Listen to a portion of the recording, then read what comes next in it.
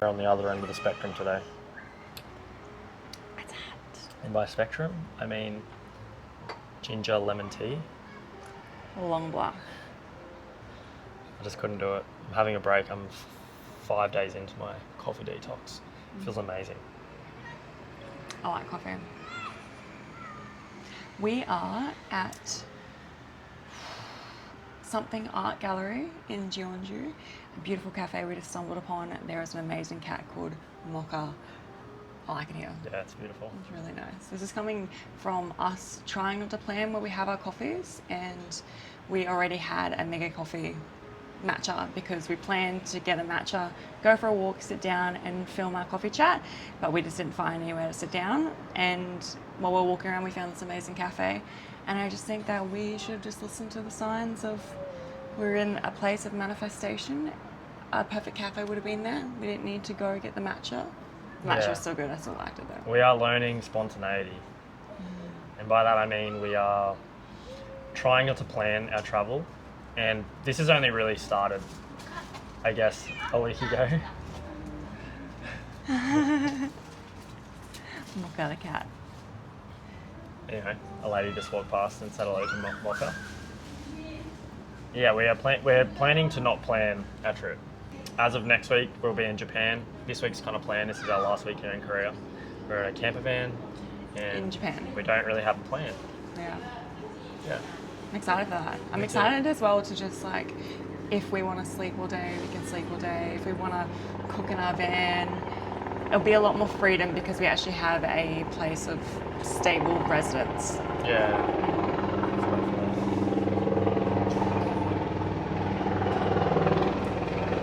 Excited to be in this season of our life. We have a lot of inspiration to grow spiritually and to slow down. This has been a huge lesson that we've learned here in Korea. We've been go, content creators, YouTubers, and now we're finding flow in what we actually want to do.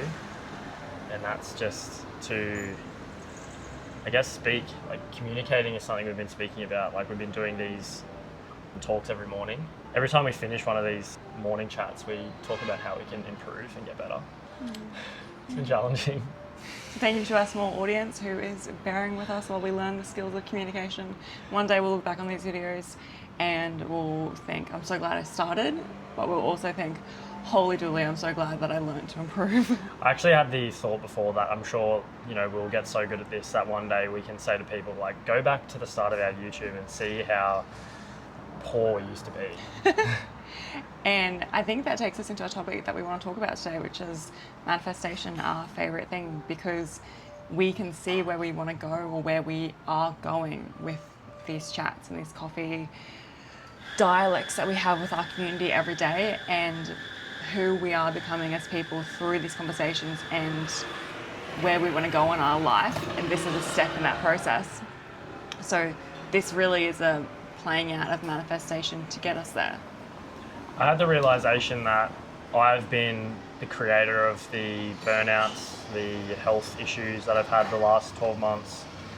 And I think that came from Ssarah having a pretty strong and firm, loving conversation with me about that I need to change the way that I think because I've been ruminating in negative thoughts. And when you're stuck in that, it's very challenging to get out of it. And maybe that will be a conversation for another day, but for now I've realized that I wanted to change the way I think, and that was just by tuning into what feels good, and then that's led into me realizing how powerful my mind is and how thoughts can manifest into exactly what you want, and you're bypassing the doing by thinking and then being. Because I guess if you're trying to manifest something in the physical, you think about it and then you create the steps or the actions to get the physical thing that you want. But if it's a way of being, that is not physical. So you can bypass the physical there and just, if you're stuck in a mental pattern and you want to change that, you can think it and then just be it, because there's no physical action required to do it. So there's no doing, it's just being. So I reconnected with the quote, I think, therefore I am. And it clicked to me in a different way I've been reading a lot of Joe Dispenza again, and I think I've been listening to that in the past, and it's helped me on some level, but now I have more of a knowing of who I truly am at a conscious level. So stuff like those quotes just resonate different. I do believe that we hear a lot of hype about manifestation, about creating your dream life and having all things you want to have in life. And it's really easy to do when you're in a good place. It's really easy when you are waking up every day and you feel good and you are happy, or life feels like it's giving you lots of blessings. But to come from a place like Adam's been in the last few weeks of some burnout is, I guess, more of a testament to how true manifestation can be, because when you're in that negative place and you can find the little glimpses to help you get out of there, and then you start to pull yourself out, that is showing the power of manifestation. That's showing the power of how powerful you are. Adam this morning said to me that he realized he created the issues that he was going through, and that is the harsh reality of manifestation. Like we've talked about, you have to accept that you cause the bad stuff to be able to realize that you can cause the good stuff. And if someone is in a bad place, or if they're in a place that doesn't feel comfortable or negative, bad, I'll put them in quotation marks, but a place that you don't necessarily want to consciously be at, that we have self-created, don't expect to go from here to here, as in this huge range of, oh, I hate where I am, to I love where I am, because we live in a physical reality and we have physical laws that when we use them to our advantage, they become easier in the process. I truly believe as well that you can think and become rather than doing, and to align to that even more, rather than thinking all the way at the end of the spectrum of things are really, really good when things might be not so good, you just get a little bit of ease. So maybe if you're in a place of really deep sadness or anger, then it's just a slight step to move you in the scale towards happiness. It's a slight step to, oh, maybe I'm not feeling so angry, maybe I'm feeling a little bit more content, or a little bit more neutral, or just a little bit less of that extreme feeling, and moving along that scale can take you into happiness. Because I know for Adam, when he's been in a place that's felt really negative, just a small glimpse of happiness or being content in the day can break you out of that deep manifestation of being in the shit into the happiness, and you can slowly lean more and more into that. And when you want to change where you currently are, you have to get beyond your mind and your body, because your mind and your body are conditioned to the past. And if your past was like bad and dreadful and suffering and all that sort of stuff, you have to elevate the way you think to something beyond that. You can't continue the habits of your mind and your body, because Joe Dispenza says your conditioned past creates your predictable future. So if you're operating from what you did yesterday when it was suffering and trying to fix that in the present moment, you're just going to be doing the same stuff as the past. So if you're bypassing the physical, you need to sit there and think about, who do I want to be? And then instead of thinking about it from a place of lack, you need to actually embody that you are it. You are that thing. Not, I'm it tomorrow, or when I get here I'll be this thing. You have to feel it in that exact moment, because that's what quantum physics says, that if you can feel that you are that thing with the elevated emotion, then you are already energetically attracting that thing towards you automatically. Because your thoughts and your brainwaves are electromagnetic, and they are minute, they are smaller than atoms, they are extremely, extremely minute frequencies that are sent out into the universe, but they are magnetic, and they will attract back in frequencies that are at the same resonance. So when you are in that place of feeling really shit, then you are going to keep attracting that. You think about the person who's always talking about illness, or always talking about how things are expensive, or talking about how things are so hard. That person doesn't break away from that. They stay in that, and then their realities manifest that back to them. You think of a girl who says that all men are bad, and then she dates all bad men, and she thinks that there's no men available, because that's her language. It's all about the language. So it is becoming conscious about how we are thinking and how we are speaking, to realize how powerful we truly are. And I know that for myself, I wake up in the morning and I think, who do I want to be today? What experiences do I want to have? How do I want to feel? And I'll feel into that. Before I get out of bed, I want to feel this way. And I start to create that frequency. And we know that these things exist within us, because if you think about something happening, your body doesn't know the difference between it actually happening and it happening just mentally. So we think about where we want to be, the body starts feeling really good. If you start thinking about past conversations you've had or previous experiences that make you happy, then you start to feel happy. If you think about your most favorite food, you start to get the hormones of feeling that that food is in front of you, and you'll start to feel hungry. So the mental images that we can make and the power the mind can have, the body genuinely feels that. So when we start to lean into feeling good as a feeling of becoming or being rather than doing, the body starts to recognize that that's happening. It doesn't know the difference. And the more that we can be in that place of being and becoming rather than doing, the easier it becomes, the more real it becomes. This is my favorite topic. Yeah, and it's easy to get caught up in your external world. If your internal world's chaos, it's easy to go, oh, that thing will make me happy, you know, or that conversation I have with that person where they say that thing about me will validate me and that will change my internal state.